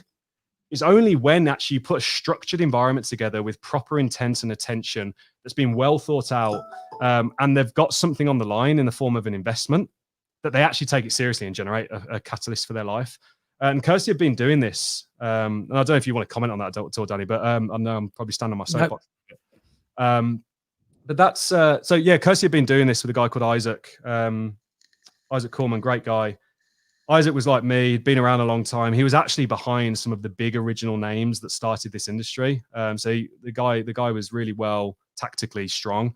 And Kirsty approached me. They'd been doing this coaching business, and she approached me about this model. There was essentially a roll-up model. What we're seeing today with Thrasio and other versions of that, where you either sell out or sell in, but you roll up all the brands into one.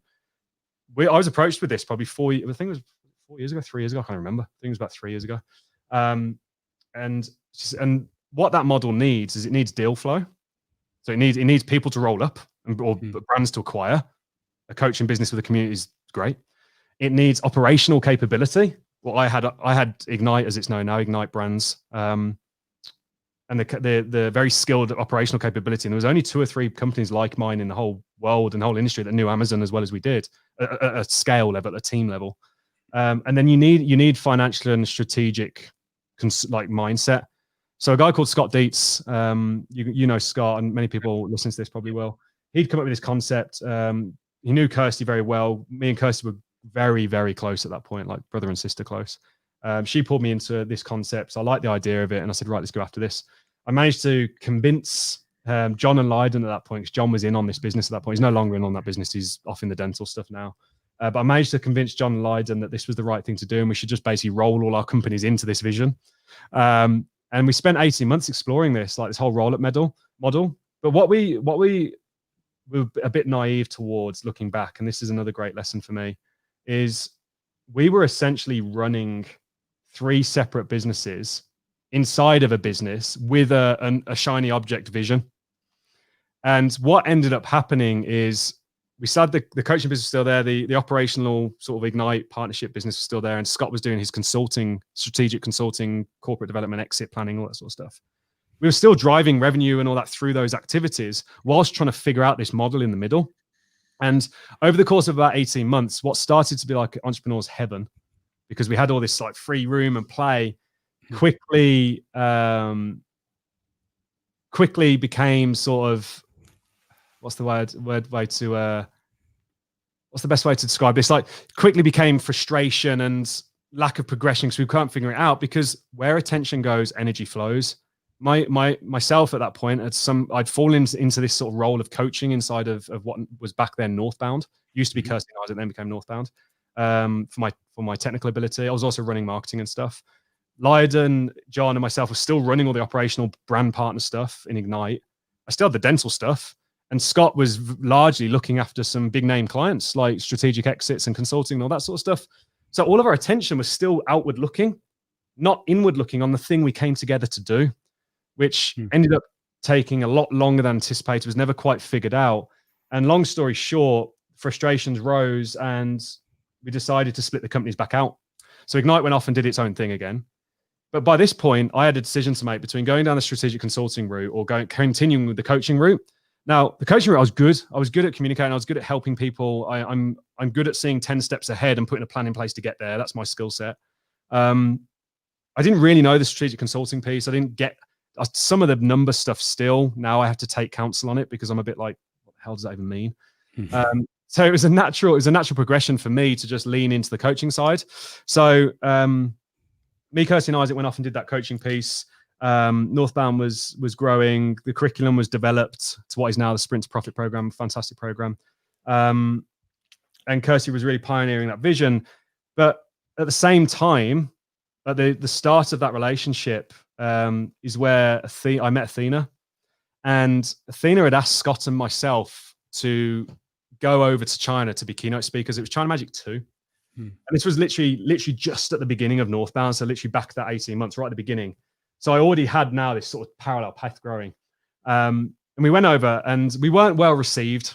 There was 3 people running the mastermind in China Magic. Athena's old model is she'd bring in authorities, thought leaders to run the mastermind, and she'd be the event organizer and bring the people together. Because she's magical at bringing people together and bringing the best out of them and making them collaborate. And that's her superpower. And she's amongst the best in the world at it. And I'll talk about Athena a bit in a minute. But yeah, we got there. And meanwhile, remembering we've flown to China. This is my first time in China, like the distance from America to the UK. When we got there, we were told we weren't allowed in the room. So we spent 2 weeks in the hotel bar just getting drunk, me and Scott Dietz, because the idiots running the mastermind wouldn't let us in. And this is really where I got my first taste. I already knew this industry was a scarcity mindset industry. Like, I can't show you my product, this latest hack, come and pay 50 grand to join this. And do you know what I mean? Like, I already knew that was going on around the industry, but then it got really rife when it was like ego started kicking in. I can't let you in the room because you might take something that I tell you. Do you know what I mean? Like this whole thing. We spent 2 weeks. And then that developed on further and further. And by the end of that trip, the people running the trip, and they'll probably see this, and I'm not scared to say this, had basically not bullied. But can I just ask something? So China Magic was Athena. Yeah. She set that up on her own, sold it all in, took the risk, went over. And the 2 people that were running the mastermind effectively tried to take the thing over, is what you're saying. Yeah, so long story short, by the end of the trip, there was comments thrown around like, this trip isn't your trip. It would be nothing without us. You're just a pretty face. All this sort of stuff that was going on in the background. And that's where that instinct of protective Dan childhood mum kicked the fuck in. And needless to say, I was running the trip by China Magic 3. Yeah. So I kind of, again, my intention wasn't to go in and partner with Athena. I had no vision on that. I had no foresight on that. There was no intention there. I couldn't stand by and see what was happening. And I also wanted to up the level, because it was always just like questions would get asked in the room and the certain person would shoot them down and laugh at them because it was a stupid question. Like that sort of environment. And I don't like that shit. I can't stand. I'm an inclusive person. I'm an abundance mindset. Everyone has a voice and everyone's at a different point in their journey. Just because they're at a different point doesn't mean they're any lesser or better than you. They're just at a different point in the journey. So I didn't stand for that shit. And yeah, I quickly worked with Athena. Hopefully gave Athena some confidence, because by that point I think she'd taken a confidence knock and said, look, this is you, your magic is this, this creation is your magic. People follow you, people love you, people come together for you. I will help facilitate and enable that. And that's where China Magic 3 was born, and where we really stepped up the game and made it inclusive. Well, if you look at the position, really is like you play in the background, you run ops and everything else. It's like you got China Magic 2. And it's like almost Athena was shunted to the side of her own event by 2 people. And but you've come in and put her back into the spotlight where she works her magic, for a better word for it. And then what you've done is you put a back line in is to support that. Because we know that she's very good at what she does in terms of engaging with people, bringing people together. And that is one of her key assets as well. So bringing you in board, you were able to set the back line and develop more of that stuff as well. And I think that's where Athena gets misunderstood in the industry sometimes. For sure. I mean, having worked closely, I've been through a lot of pain with Athena, which I'll talk like that whole transition. And I'll talk about the end of the transition in a minute, but from Northbound, now Real. Athena is hands down one of the most heartfelt, outward facing, abundance mindset, genuinely cares about other people and hardworking people I've ever come across. Now, sometimes that might be misinterpreted, and sometimes communication around that is tough, and sometimes it might overstep certain boundaries. But the core of that, the essence of her soul and what she does, is beautiful and is purely from a position of empowering others and growing them. One thing she'll admit herself, organization, structure, and operations around that, facilitating that, is not a strength. But the willingness and the willpower. I mean, I've learned a lot from Athena in breaking through limiting beliefs, pushing past boundaries, knowing who you are and standing up for what you believe in amongst other people, or amid, I think that's the word, other people telling you something different. That's Athena's superpower, and she's phenomenal at it. And the amount of lives she's changed in terms of just opening the door to people in this industry. She's been doing it from the beginning of ASM is great. And I just want to make sure we acknowledge Athena for that. You know that, Dana. You've worked with Athena and you've seen that. And it is misinterpreted sometimes, but for the most part and the majority, Athena's a magical person to people. So yeah, with that, we went through China Magic, went through that whole thing, did the China Magic 3, and then all of a sudden I'm doing China Magic twice a year. But this wasn't just a light thing. Like by this point, I had Alfie, who'd been born. He was unexpected. He's now 5. When I say unexpected, we planned the year ahead, but it happened a bit sooner than we realized at after party. So that happened. And it was almost like a commitment of, actually, I'm spending 4 weeks away from my family, or 2 weeks twice a year now from my family, the other side of the world, with my wife, who has a very young child. She'd already been through stuff like moving house while I was in Vegas at the Silicon conference, working my way up in the industry, working like that. It took more toll on the family and the travel, but I loved the impact and everything it was doing. So China Magic was there. Northbound was growing. We went through all that with Scott, and we attempted that first model. It didn't work out, so we split again. And me and Scott work together now, by the way, very closely on many brands. He's involved in many of our brands. And me, Kirsty, and Isaac were trying to figure out what this, and Amanda, who's a fantastic person as well.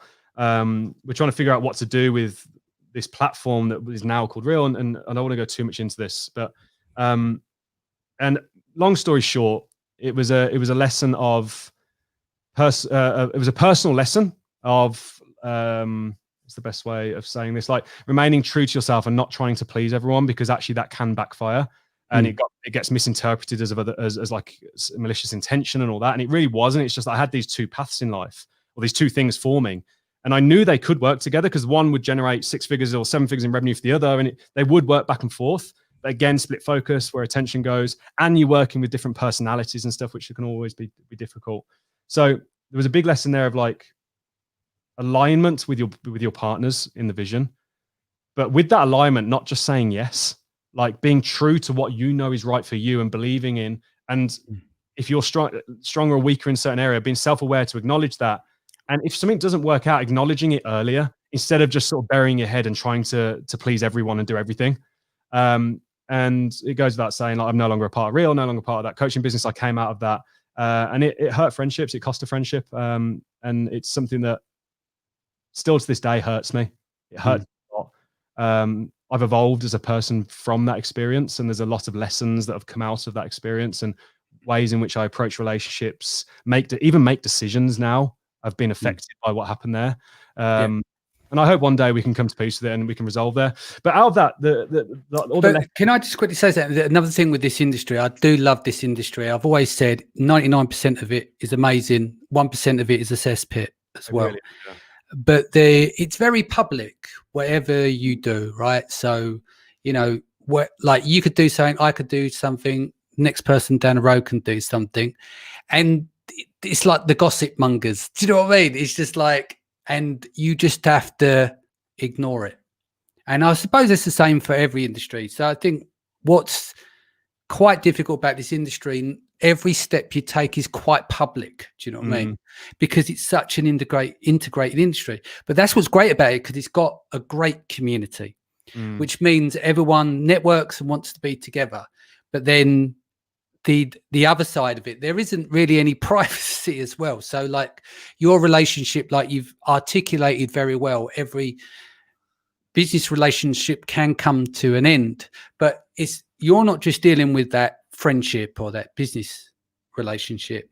It's you and the rest of the people that it ends up on their plate as well. Does that make sense? So. 100%. It's very vocal. And with ego running rife in this industry, people are measured on their ability to click a button in this industry, their ability to run some PPC campaign and reduce ACOS, or the latest URL that no one else knows about. Like, that's how this industry is rated. They're not rated on their ability to create vision and strategy and bring people together and and the beautiful side of business that can be created and the personal friendships. And this industry in particular, you get very close to people because you're sharing such a passionate journey together and a vision. It's not your typical corporate world where you're doing business with a business down the road. It's a very, what I found, Danny, and I don't know if this is true for you, but my closest friends in life right now have come as a result of my activity in this industry. I've got a couple of old friends. Yeah, I've got a couple of old friends from school that I've kept, like Will, John Lyde, etc., that have come on that journey. Will, not so much, but he's a very close friend in terms of the journey. But my close friends who truly understand me, I'm excited to have a conversation with, I engage with, I get energy from, are those that I've built relationships with in this industry because we're sharing the same journey together. And that was what hurt me so much about that relationship, breaking that relationship. I didn't give a fuck about the business. I didn't care about the money. I walked away with next to nothing, and I didn't want any money. Like, I wasn't asked about that. What hurt me the most was the personal relationship. So yeah, with that, so I suddenly became available. And then two things happened. We were on China Magic literally just before, and we were talking, me and Athena were talking about how do we take everything Athena does, networking, relationships, events, bringing people together, creating the experiences that she's so brilliant at doing, getting people to get over their own bullshit. She's very good at that. And then combine that with my operational, strategic, tactical capability and resource and create something. And that's where Titan Network was born. It was 2:00 in the morning. We're in China having one of our late night cups of tea as we do. And we were talking about this, and we had this inspiration, and we talked loosely about this concept. We talked about like a physical event network, and it was a very resource, manpower intensive. And anyway, we came up with this idea, and it was originally just meant to be like a really simple mastermind. So that night, 2-3 o'clock in the morning, we literally wrote a letter. We took it down to the business center. We're in the Four Seasons. They're open 24/7. They treat you like royalty for 2 weeks. We had it all printed and we put it out under every attendee's door. And we hold a minute. What did they do after the 2 weeks? You just said they do you like royalty for 2 weeks, and then then you leave, don't you? Well, then you leave. Oh right, I was going to say I didn't know once the checks run out. You know, no, they switch it up. Yeah. No, yeah, then you leave. So yeah, we had this great concept, this great vision. We tried to communicate it. We put it on paper. We put it under the doors. And then all of a sudden, that next day, Titan Network was born. We had 40 members. But like any good entrepreneur, we sort of jumped off the cliff without an airplane. Yeah. So we always spend a couple of days in somewhere like Thailand or something after just a debrief. Because China Magic, I mean, for anyone that's been on China Magic, they'll know this. I work and Athena works, and all the mentors are ass off. 18, 20 hours a day to deliver and lead almost 100 people around the country, teach them sourcing, 3 or 4 hours worth of value and masterminds with slides and demonstration every single night. It's exhausting. So you need that couple of days to debrief before I come home and have to get up at 5 a.m. with my 2-year-old, which again is a challenge. That's Austin, by the way. So Titan was born, and we were like sat there in Thailand. Our friends had gone out, some of the other China Magic mentors, and me and Athena were sat there in the business lounge going, okay, we could do this, we could do this, we could do this, we could do this.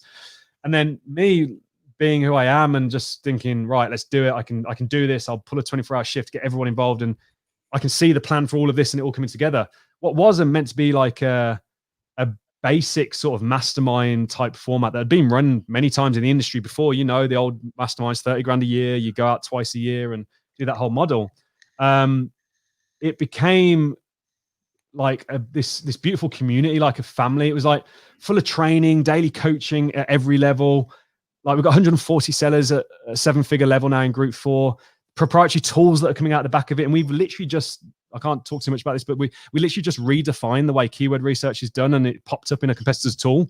Like we're literally innovating because of that collective mindset. It's not about any one person or their way of doing it. It's the minds of the brilliant entrepreneurs coming together through collective contribution. And all we do is professionally facilitate that. And it's just evolved into this massive beast of like sourcing departments, tools, group levels, everything. We've even now got Titan Tough, which is a personal development track that does like breathing coaching. It has a fitness class twice a week, a virtual fitness class.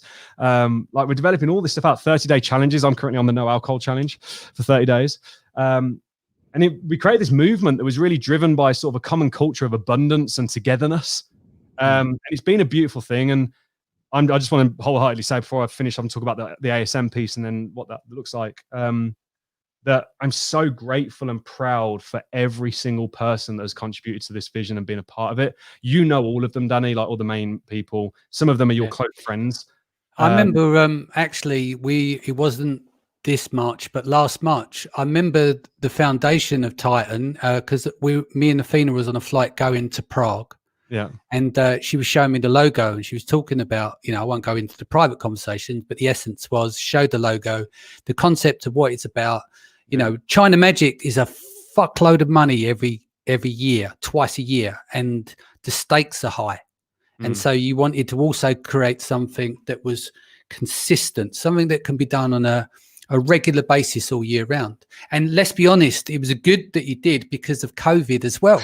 Because you've took out a year's worth of China Magic with it. So it was a smart move to, well, what can we do to wrap this up, but on a continual basis that isn't a snapshot twice a year? Well, that's how can we?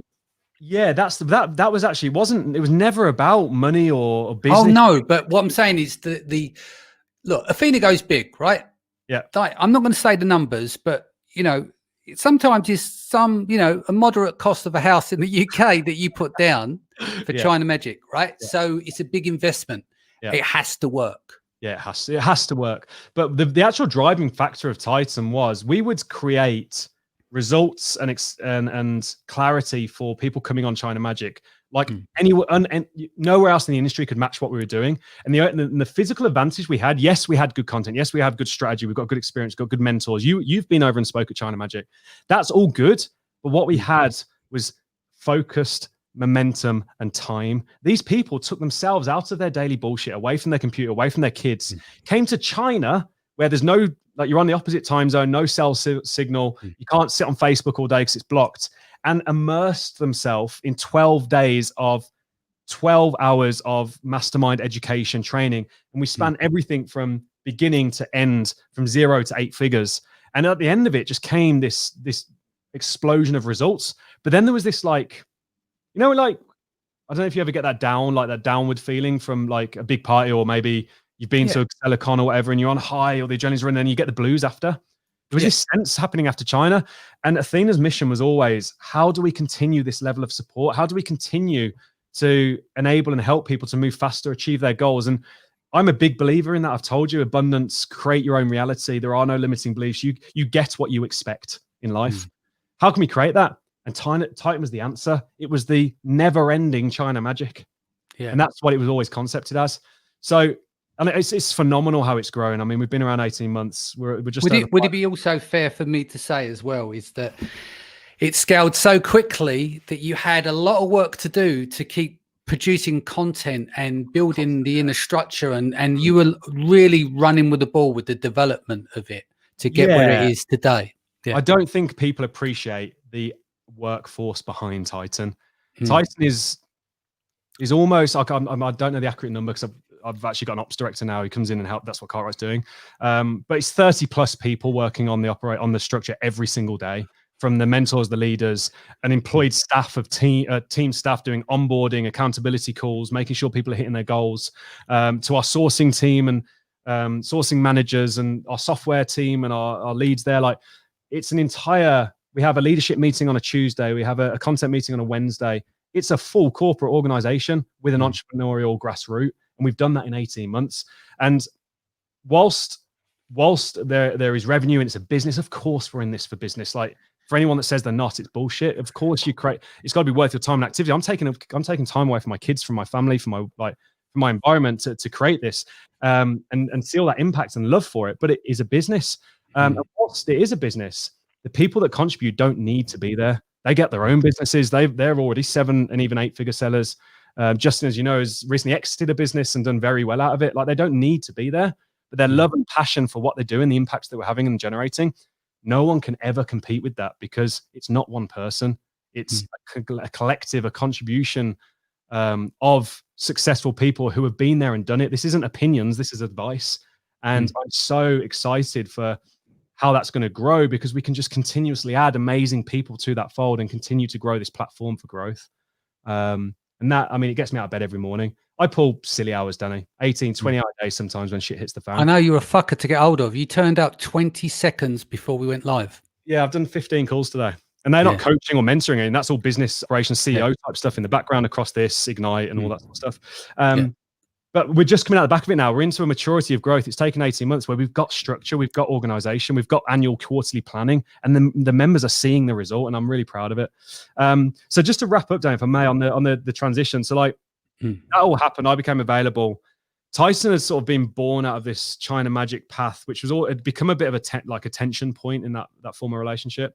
Even though I knew it was right, I knew the two were helping each other on. And I always thought originally that Northbound could be the continuation of China Magic. That was my plan. But again, alignment on vision and stuff. And that's not that it's wrong or right, but you've got to be true to what you believe in instead of just trying to please everyone. So Time was born. It went from how can I keep myself busy with a mastermind and sort of share my knowledge and my team's knowledge and bring people together like we do in China and get that. You've seen China Magic masterminds. They're epic. Like the big set, just all sharing this stuff because we set the ground rules of this is an abundance community. You do not hold back. It's not scarcity. Together we are stronger, and there's more than enough to go around on this platform. And then all of a sudden, this thing just exploded to where it is today, with this big workforce, 500 plus members who are paying a serious fee to be a part of this community, and all contributing with leaders, mentors, ambassadors, all this stuff going on. At that time, ASM, obviously, I became available. I had a good relationship with Rich. That guy, he works hard, man. But yeah, I had a good relationship with Rich. I always respected them for the start they'd given many people in this game and the model they'd let other people copy. I knew they'd maybe lost their way a little bit in the middle years, and maybe hadn't kept up with part of the industry and the complexities that Amazon had put in. Amazon was quickly chasing Google in their mindset towards sort of regulation, and you remember the old days, the Wild West days, like that was easy. It got a bit harder, and they started changing the way in which ranking works and stuff. Maybe ASM did lose its way a little bit, but I always respected everything it stood for and created for everyone. So anyway, they approached me very strategically and very quickly because they knew I'd become available, and were like, "How do you feel about being the co-creator of ASM?" And it was really Rich that lobbied for it, and I've got a very good relationship with Rich. I love that guy. Learned a lot from him, and he continues to impress me with his resilience towards sort of figuring stuff out and the market and stuff. And it wasn't an easy decision, Dan. It wasn't because of the stigma and everything. Well, me and you had a chat. I'm not going to go into the detail, but I just said you got an opportunity to go in and change inside out. Do whatever you need to do to do what you need to do. Like you said, you wanted to pick up and bring more technical elements to it. You wanted to improve on because of the growth and changes in Amazon. It's so fast paced. We discussed that you, amongst other things, that it's getting to that edge of that pace and getting that bit right, didn't we? And that was the formulation of our discussion. I mean, I know you went to loads of people, but when we chat about it, you were one of the main influencing, you and Athena, and there was one of the person I spoke to, and then obviously Leiden as well, and obviously being okay with me doing it. So I mean, but in that breath, I mean, I'm saying that was maybe areas that that didn't maybe catch up, and I came in and helped with that. In the same breath, I completely underestimated what sophistication means. Sophistication is not what I can add to something. It's what can I take away and still generate the same result, the path of least resistance. And everyone who's generated any success in this business thinks that, oh yeah, I know Amazon. I could teach someone to build an Amazon business. And yes, you could to 1 or 2 or 10 or 15 or 20 people. Try boiling that down to thousands, multiple hundreds into thousands of people at a level that can be consumed and absorbed by any level of education and IQ with varying levels of resource and still generate the end result. That was the challenge. And I completely underestimated that challenge. And that in itself has really strengthened me in my ability to break information down and help people today, because I never really valued that before. And I'd say to Rich, oh yeah, I can throw that together. It's such a skill. One thing to be able to achieve the result. It's a completely different skill to then break that down and help someone else achieve that result at scale. Helping a few hundred people is one thing. Helping a few thousand, it's a completely different level. So yeah, after a long thought process, I think it was about 2 or 3 months, speaking to Athena, speaking to Mike McClary, fantastic guy, speaking to Rich, speaking to Leiden, spoke to you. I knew I was going to take shit for the decision. To put a long story short, I knew that. But this is what it comes down to: is the strength of your own conviction. You're going to make a decision. You've got to expect not everyone's going to like your decision. I make a lot of decisions that people don't like. I just try and rather than open my big mouth, which it is often, but not with industry stuff. I keep a tight ship on that because I do everything behind the scenes. Any of my stuff, I don't do public stuff. But the point I'm getting to, it doesn't mean that the decisions that you make is going to be popular. The only thing you can do is put your head down and show it through your work. Exactly. Actions louder than words. Got to do it by your work, because words mean nothing. Everything is about putting it through you. And still, it's like, I can't remember who you used the saying. It's like, if you walked on water, they only say that because you can't fucking swim. Do you know what I mean? So you're never going to please anyone. And it's impossible to be a people pleaser and expect to have some sort of sanity and happiness in yourself as well. 100%. And that was really the decision point. Like, this industry is a sandbox. It's a small market. There's only 200,000 sellers doing more than $100,000 a year. And I know that number's growing about 30% year on year, and it's a bit of a couple of years old, that stat is, but it's a relatively small market. There's a relatively small number of people influencing the direction of this industry. And that relatively small number of people throw sand at each other. I try and avoid it all, which is why I don't do the whole social piece. I'm being told I need to get better at that. But yeah. No, you just need to do you. I respect everyone, right? People are going to have their own methods and ways of doing things. If they want to express themselves, that's fine. I do all my shit behind closed doors. That's it. Yeah. And I think you do the same as well. But that's a choice. And that's because I've had to learn a horrifically hard lesson from the music industry. I've mentioned it on the podcast before. Telling one of the most powerful people in the dance industry I wouldn't piss on them if they were on fire, end up getting me shut out. So at 44, do I think, what's the best method now? Yeah. Do it behind closed doors. Just do your work, get your head down. 100%. And it really tied back to the whole, do I believe in this? Yes or no? Well, yes, I do. Yeah. Do I believe that I can have impacts and drive purpose here? Well, yes, I know. Do I have a longing to do that? Yes. And have I learned a lesson of not standing for what I believe in before? Yes. So it really came down to a decision of, if I didn't do it, I felt I would be doing myself and the people I help a disservice, because I wouldn't come through with what I know I can do. I'm good at one thing, and that is strategy, vision, planning, and tactical execution of this type of business. It doesn't matter if it's Amazon, Google, Facebook, they're all just platforms with eyeballs on them. How do you take the eyeball, put them on the listing? That's all this business is. So I felt like it'd be a disservice, and I did it. So I did ASM 11, completely underestimated the workload, completely underestimated what it meant to boil down this entire business into a program. And I still stand by ASM's the highest professionally level produced program out there. But it was still not where I wanted it to be. It was about 50% of what I wanted it to be, because it was complicated. It was Facebook ads into ManyChat. Beginners don't need that shit. They just need a way of launching a product. Their objective is to get it to market. The keyword research strategy wasn't where I wanted it to be, because I hadn't built the technology to power that thinking yet. So ASM 11 did really well. It got the results. And then I did ASM 12, and it's 80% there. I'm really proud of ASM 12. Like, we've taken this business, Rich and I, and simplified it into sort of 3 or 4 steps, which a lot of it, we're going deep into keyword prioritization and rethinking keyword research. We're going deep into what ranking means and how to really drive that ethically and organically and without stepping on any gray areas, and get the result. And we're building technology to support that. Now, this is simplified technology compared to the stuff that we're doing in Titan, but it's getting that end result. And I'm excited for the future on it, of like, it's the balance between giving someone a fish, teaching them how to fish, but getting them live in market is going to have a bigger impact on their life than giving them analysis paralysis because they didn't find the perfect product or do it the perfect way. So our job with ASM is just to get them to that market, to give them the confidence that they can do this and they can change the future path.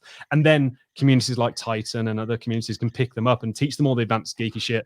Now, it's actually funny, in ASM 12, module 9, I did a dedicated PPC module, module 7. I teach some of the most advanced YouTube strategy.